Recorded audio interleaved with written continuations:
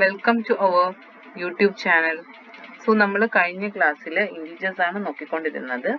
So അപ്പോൾ ഇന്ന് നമ്മൾ നോക്കാനായിട്ട് പോകുന്നത് properties of multiplication of integers ആണ്. ഓക്കെ, സോ അപ്പം നമ്മൾ അതിൽ ആദ്യത്തെ പ്രോപ്പർട്ടി പറയാനായിട്ട് പോകുന്നത് closure under multiplication.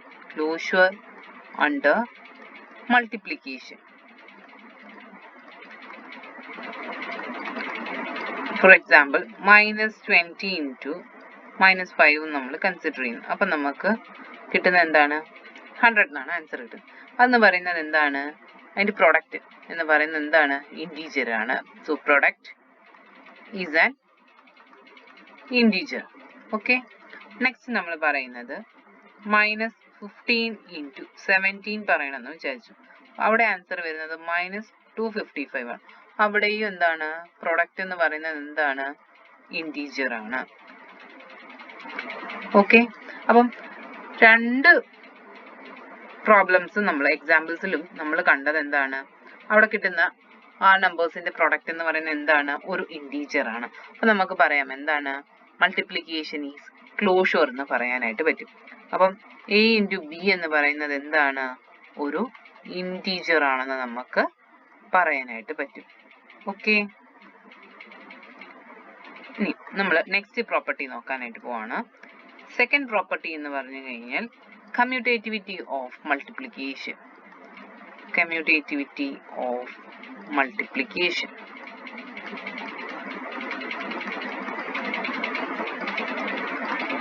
For example നമ്മൾ മൈനസ് 4 into 3 എടുക്കുന്നു എന്ന് വിചാരിക്കും. അപ്പം നമുക്ക് കിട്ടുന്ന ആൻസർ എന്ന് പറയുന്നത് മൈനസ് 12 ആണ്. ഇനി നമ്മൾ 3 into മൈനസ് 4 എടുത്തു കഴിഞ്ഞാൽ നമുക്ക് കിട്ടുന്ന ആൻസർ എന്താണ്? മൈനസ് 12 ആണ്. അതായത് മൈനസ് 4 into 3 എന്ന് പറയുന്നത് എന്തിന് ഈക്വൽ ആണ്? 3 into മൈനസ് 4ന് ഈക്വൽ ആണ്. അതുപോലെ തന്നെ നമ്മൾ മൈനസ് 15 into മൈനസ് 10 എടുക്കുന്നു എന്ന് വിചാരിക്കുക. That is also minus into minus is plus, so it is 150. And minus 10 into minus 15 എടുക്കുന്നു. അപ്പോഴും നമുക്ക് കിട്ടുന്ന എന്താണ്? 150. അതായത് മൈനസ് 15 into മൈനസ് 10 എന്ന് പറഞ്ഞാലും മൈനസ് 10 into മൈനസ് 15 എന്ന് പറഞ്ഞു കഴിഞ്ഞാലും സെയിം ആണ്. That is a into b is equal to b into a ആണ്. അതാണ് എന്തെന്ന് പറയുന്നത്? കമ്മ്യൂട്ടേറ്റിവിറ്റി ഓഫ് മൾട്ടിപ്ലിക്കേഷൻ എന്ന് പറയുന്നത്. ഓക്കെ, നെക്സ്റ്റ് തേർഡ് പ്രോപ്പർട്ടി എന്ന് പറഞ്ഞു കഴിഞ്ഞാൽ മൾട്ടിപ്ലിക്കേഷൻ ബൈ സീറോ.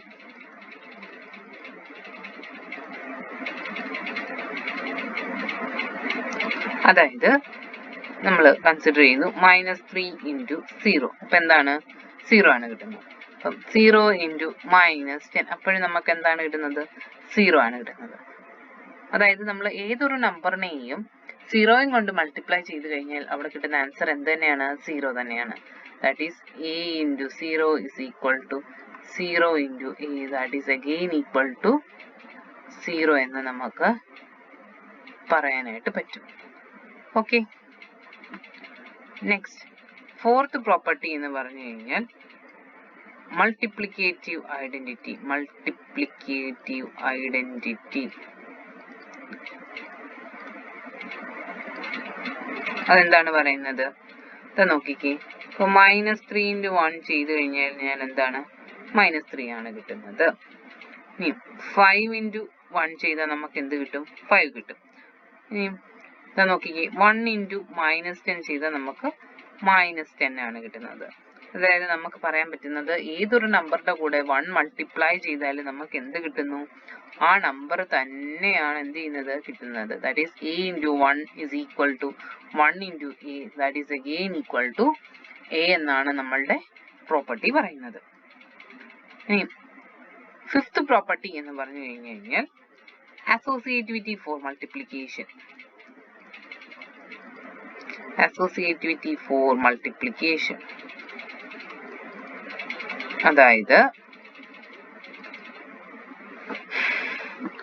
നമ്മൾ രണ്ട് നമ്പേഴ്സിനെ കൺസിഡർ ചെയ്യുന്നു.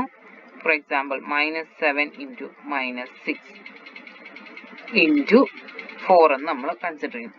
സോ -7 ഇൻറ്റു -6 എന്ന് പറഞ്ഞു കഴിഞ്ഞാൽ 42 ഇൻറ്റു 4 എന്ന് പറഞ്ഞു കഴിഞ്ഞാൽ എത്രയാണ്? 168 ആണ്. ഇനിയും നമ്മൾ -7 ഇൻറ്റു -6 ഇൻറ്റു 4 ചെയ്യുന്നതെന്ന് വിചാരിക്കുക.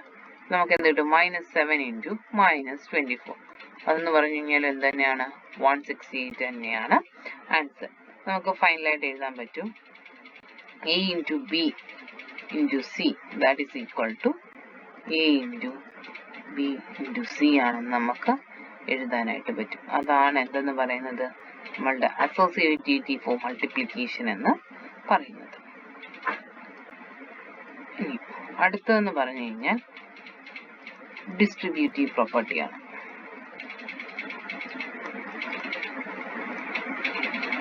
അതായത് ഇപ്പം നമ്മൾ കൺസിഡർ ചെയ്യണം -2 ഇൻറ്റു 3 + 5 എന്ന് കൺസിഡർ ചെയ്യണം. അപ്പം നമ്മൾ ചെയ്യുന്നതെന്ന് പറഞ്ഞു കഴിഞ്ഞാൽ -2 ഇൻറ്റു 3 + -2 ഇൻറ്റു 5 എന്ന് നമ്മൾ കൊടുക്കുന്നു.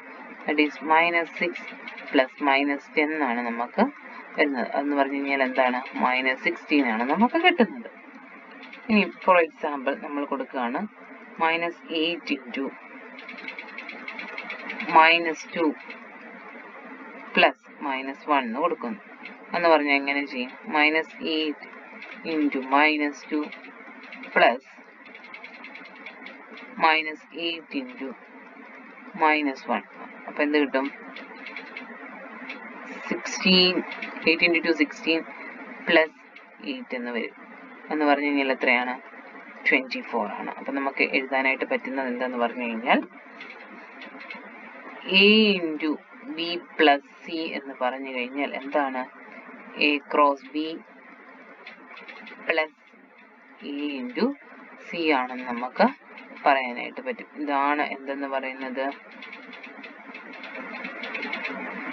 ഡിസ്ട്രിബ്യൂട്ടീവ് പ്രോപ്പർട്ടി എന്ന് പറയുന്നത്. ഓക്കെ, ക്ലിയർ ആയെന്ന് വിചാരിക്കുന്നു. Thank you.